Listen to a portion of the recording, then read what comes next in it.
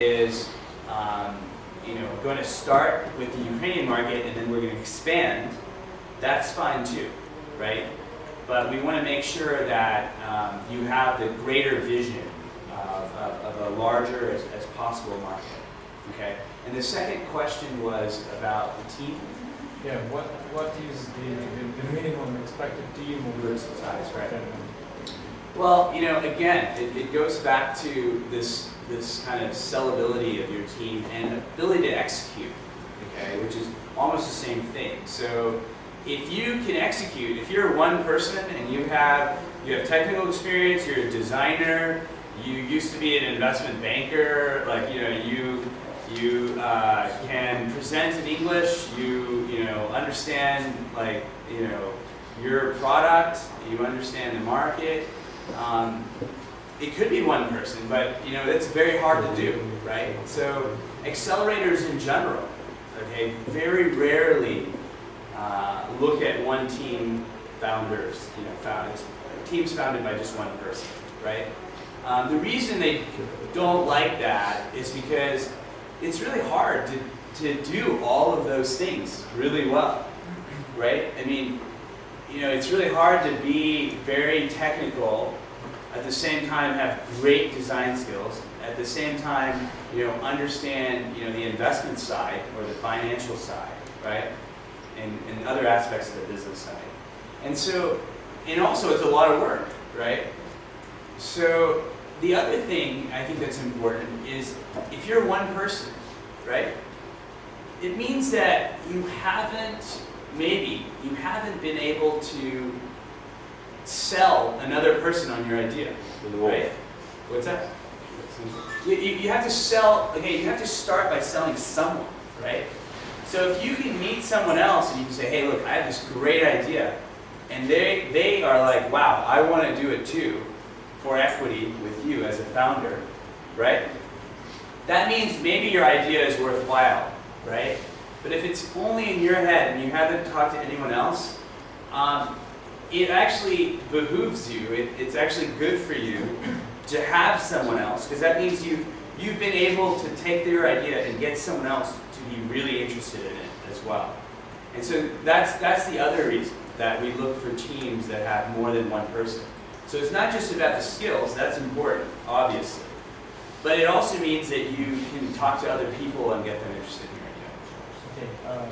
Okay, next questions. From your experience, what are the features that the investors will look for in the project, and what are the features that they will decline the project because of them? Yeah. Very, very plus, what is the mainstream, and very negative. What are good things and bad things? Yeah, okay, that's a good question. Well, good things that investors really look for, first and foremost, is the team. Because, a really bad idea with a really good team, that team can change the idea and make it a better idea. They can look from the MVP and say, wow, you know what, this idea, maybe it's not perfect, maybe we gotta change it. Because it's a good team. A good team can deal with adversity. If they start the company and they have some challenges, a good team can say, wow, you know what, we can't do this, we gotta do this, or we gotta do this in a different way, because it's a good team, right? So investing in a good team always makes a lot of sense, because the path to success in a startup is never a straight line. It's never easy. It's always challenging, because as we were discussing, it's hard to really know what's going to happen and how the customer is going to see your product, how investors are going to see your product, how the market is going to see your product. So that way having a good team is important. Number two, it's the idea and the market. Is it a growing market? Is it a market that's expanding in terms of geography? Is it a large market already? Who are the competitors in the market? Are there well-entrenched competitors? Are there barriers to entry? Are there things that you can do with your idea that will prevent others from copying you very quickly or getting into your business model? Is it totally innovative? Is there something really new about it that no one else is currently doing? Is it a copy of a business model that exists somewhere else that has shown traction that you're applying to a local geography?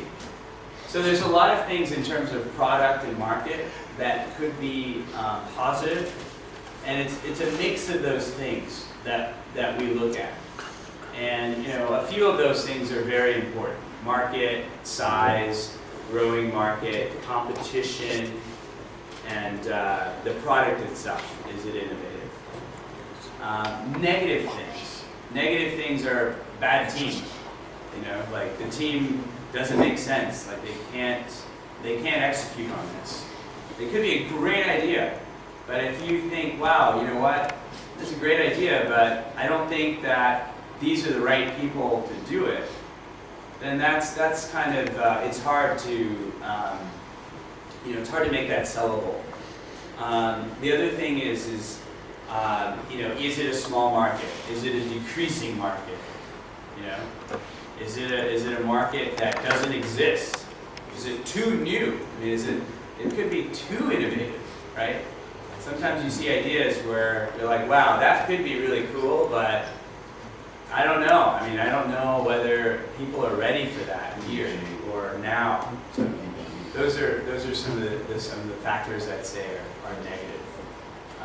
But there's a lot. I mean, there could be thousands of things that can be positive or negative. Those are the few I think about. One more question. Beside of Ukraine, what other countries from Eastern Europe? I understand it's your main target. You already funded, if you can name them, that's not a commercial secret. No, we look globally. I mean, at companies. Really, a lot of the companies that come to us so far have been from Ukraine. And we've had one team that's composed of some people from Russia. But we're interested globally. So if there's ideas that come in from other markets, I'm interested in them. I talk to, and I'm involved in startups all over the world. So I advise startups from other countries and other places. And so if some of those startups want to come to Ukraine and be active in our accelerator program, we're open to it. So we don't have any barriers for us to make investments if a team from somewhere else wants to come to Ukraine. We would like that because I think it's additive to the other teams that are local. They get to experience a different way of thinking about things, and, different insights. So, yeah. Yeah, thanks.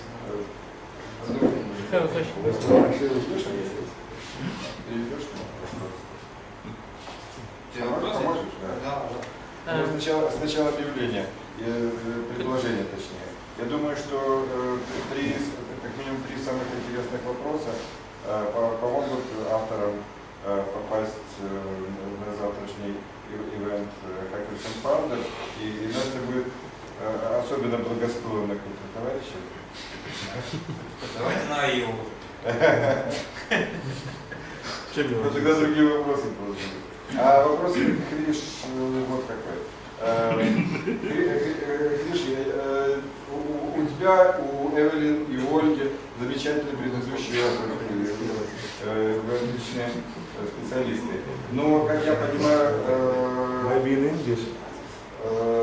EastLabs это ведь тоже стартап. И очень интересно, кухня, как принимаются решения. И было бы очень здорово, если ты проиллюстрировал на примерах нескольких ваших команд, которые вы уже пригласили, чем вы руководствовались в каждом конкретном случае, если это не закрытая информация. То есть о том, что вами уже сделано, расскажем. Как и почему это сделано. How you decide to invest in Hackers? How did we work Is that the question? Yes, it was this question, yes. Have you been to a restaurant before that? Have I been to a restaurant? No, so how did we decide to invest in Krytika? Yeah. Yes. Well, I mean, Krytika is, a very, unique company that came to us, and the reason we liked that concept and their project and their team. Well, they have an angel investor who's already involved in them, who believed in their concept. They had a good team. They, I think, are able to execute on it. They had a product already in the market, and were able to, monetize already on that product. And they'd shown traction in the fact that they had, websites, webmasters that they'd already gotten to start using their platform. We believe that the competition in the U.S. Had potential because they had also received funding from U.S. venture capital firms, and that there's a lack of competitors in this market that were doing the same thing. They also mentioned to us, things that they were doing and the relationships that they were trying to create with other, customers in the market. And we felt like there could be a fit between our capabilities, whether it's, our relationships with large media companies and other partners, that we could bring those introductions to Kartika. And then, so there was a two-way fit. One, we saw that they had some traction, they had a product, they had a team, they had a great investor behind them. And also, on our side, we felt like we could add value to what they were doing, and we believed in the market and the concept. So you see, there's so many different factors that we weighed when we looked at it. Who can be a startup founder? Why I change my stable salary in big company and my career opportunities to these startups? It's just fashion. Yeah. Maybe.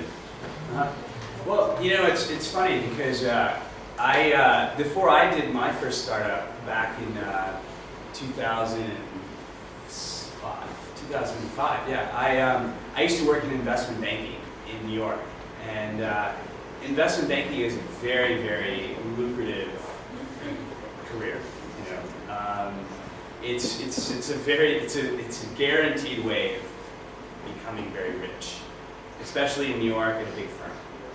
And so I understand the motivation. So you lose its opportunities now. What's that? You lose these opportunities now. Do I lose the opportunities? Yes. For what? Investment banking? No, career in this company. For me? Yes. No. So I'll give you the story. So no. When I was facing this question, because I always also had wanted to start a company, right? I mean, I used to hate going to work every day.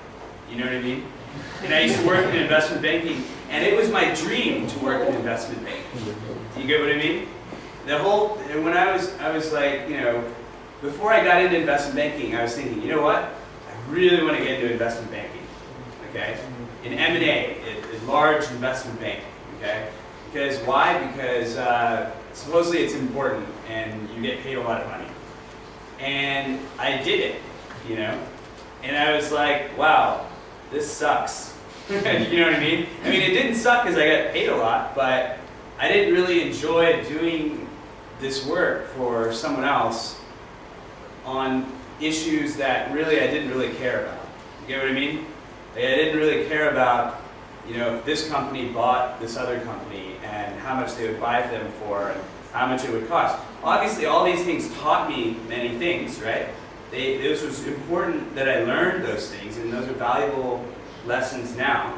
And just like that, if you work as an outsourcing company, right, you're going to learn a lot of things. It's going to be very valuable. You're going to get paid well, and you're going to learn some skills that are going to help you if you do start up, if you decide to do startup. But in my own case, I just really, felt passion about doing startups. I was just, and one day I decided, you know what? I'm just going to leave investment banking and do a startup. And my first startup had to do with investment banking, so it was related to investment banking. And I think that, and then, after that I got into venture capital. And so I agree with you, it is hard. I mean, it is hard to say, leave a really good job and go and do a startup. So, it's a personal decision. And I think it has to do with your own passion for what you're doing. Do you believe in it? And the other thing is that even if you do a startup, if you go to a startup, and if you, in the case of an outsourcing company, you can also go back to the outsourcing company. I knew when I did my startup, hey, I could always go back to investment banking. Do you know what I mean? I mean, I had all my contacts were there. They all knew me. I could always just give them a phone call and be like, hey, I'm back. I'm interested, right? And I could get back in investment banking. I ended up going into venture capital because I liked it more than investment banking. But my point is that it's not like a binary decision. You know what I'm saying? You either do a startup or you never can do whatever you're doing before again, right? You could do a startup and you could still do what you're doing. I mean, So it's like vacation. well, money. it doesn't have to be vacation. It could be that, like, Steve Wozniak, he always, when he talks, there's a really great book, Founders at Work. I don't know if you've read that, but he talks about how he always just wanted to be an engineer at Hewlett-Packard. That's his goal, be an engineer at Hewlett-Packard, right? Steve Jobs is like, listen, I want you to leave, I want you to start Apple with me, let's come and do Apple. And he's like, look, I want to be an engineer at Hewlett-Packard. Finally, he was convinced, okay, I will go to Apple. But he told Steve Jobs, listen, I want to still be an engineer. You know what I mean? Because this is what I like doing. So, I think partly it has to do with finding what you like doing. See, I don't think it's a decision like, I'm going to do outsourcing because I get paid money and it's secure. But if I do, a startup, I'm going to be poor and I'm going to hate it or something. You know what I mean? I think it's kind of like, I'm going to enjoy doing a startup, and if I'm passionate about it, I could do even better than if I did something that I'm doing for just monetary reasons or just the safety reasons. But it's a very personal decision because some people, I think, need the safety, right? And so if you need the safety, then you have to try to do both, Try to do both until you can kind of make the jump to a startup, right? So, I think it's a great question because I think it goes to like your own heart. Like, what is it that's kind of important to you? And maybe it's not the first idea. Maybe the idea right now isn't the idea that makes you jump, right? I mean, even when I was like, 19, 20, 21, 22, whatever, I had friends who came with me to startups and, with ideas and stuff. And for those startups, I wouldn't have left my job, right? So maybe it's a different idea that prompts you to say, wow, this is cool. And I will risk maybe some level of comfort for a few months to see if this works. And you're lucky because there's investors like EastLabs who will say, hey, look, if we like your idea, we'll give you $20,000 to try it. And if then it doesn't work, yeah, you can always go back, right? So it's harder if you're like, you know what, I'm just going to do this with no money and try it, which is how a lot of startup founders do it. So, any other questions here? What's your expectation from that person that have an idea, maybe good idea? Should this person be a developer, designer on this future project or not? What's your expectation from this person? I didn't understand. So, if a person has a good idea. Person has a good idea, yeah? And what do you expect? What is future role of this person on maybe this future project? Okay, so if a person has a good idea, what will they do in the future project in terms of the team? Well, I think it depends on what their core competency is. So if they have a good idea and they're a business type person, okay, then I think they probably lead the team in areas of business, whether it's strategy, whether it's dealing with investors, whether it's dealing with their financial forecasting or management issues, their partner issues, all the kind of business issues. If the person is a CTO kind of person, technology background, and they have a good idea, they're probably working on the product itself. They're probably coding, and they probably in many cases have some insights into business because they came up with this idea for the product. So usually they have some level of thought around the business side, but they might not. And if they don't, that's where a good team member will help them. If they're just purely on the design side and they have really good design user interface type of skills, then they'll work on that side, and they need to find someone who can do the coding for them, the development, and also help them with the business side. So I think whatever role they play is just a product of what their own core competency is.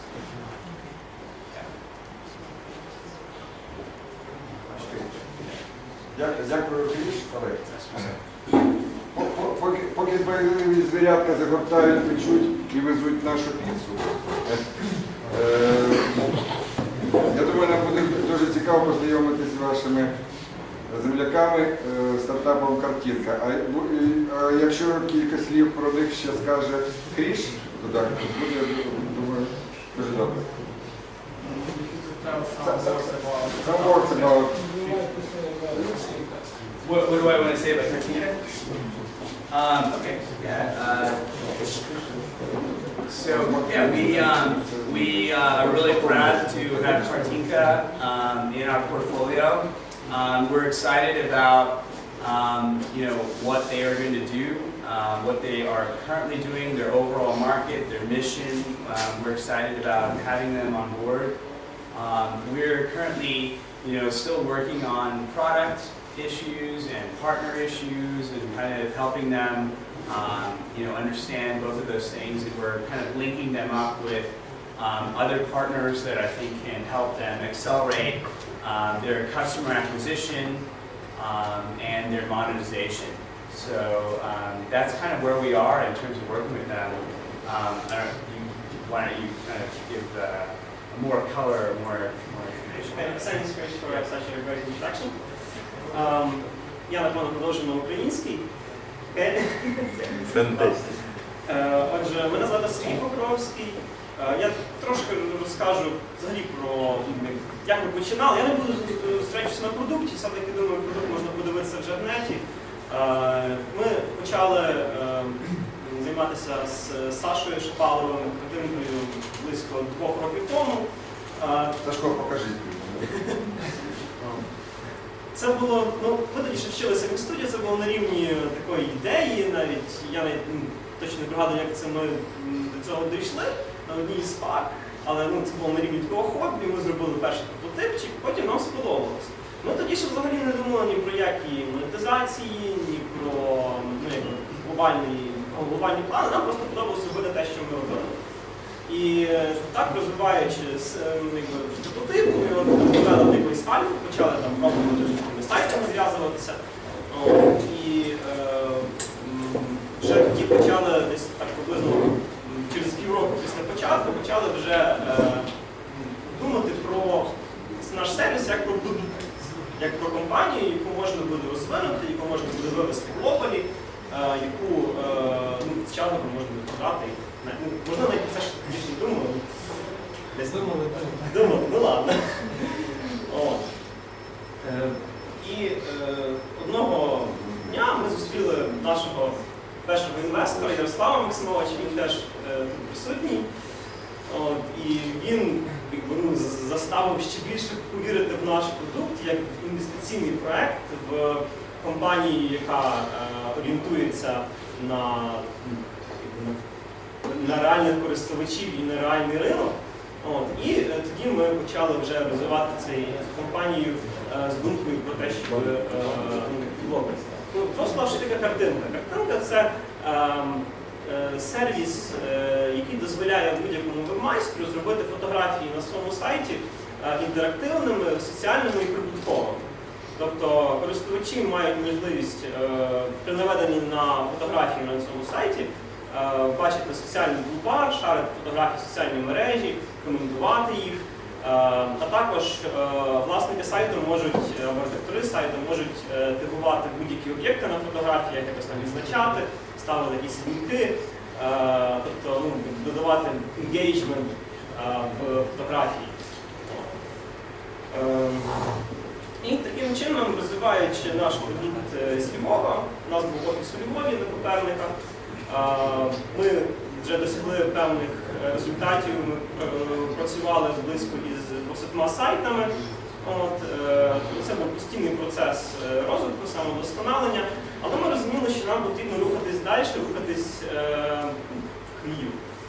Всі нам про це говорили, ми часто бували і в Києві на конференції, по Україні їздили, і в Москві бували, і в Москву нас там запрошували, але це вже менше реально на той час було. І, до речі, як це не парадоксально, буквально десь місяці 3 тому ми в Москві на конференції познайомилися із Евелін Бучацький з EastLabs. Їй сподобалася ідея, ми потім ще з нею зустрілися на нас у день в Києві, були обговорені проект і можливість інвестицій, ми підготували презентацію, представили Евелін. Кажеш, як не парадоксально? Все-таки Київ, EastLabs, ми зі Львова, а зустрілися в Москві. Географічний парадокс.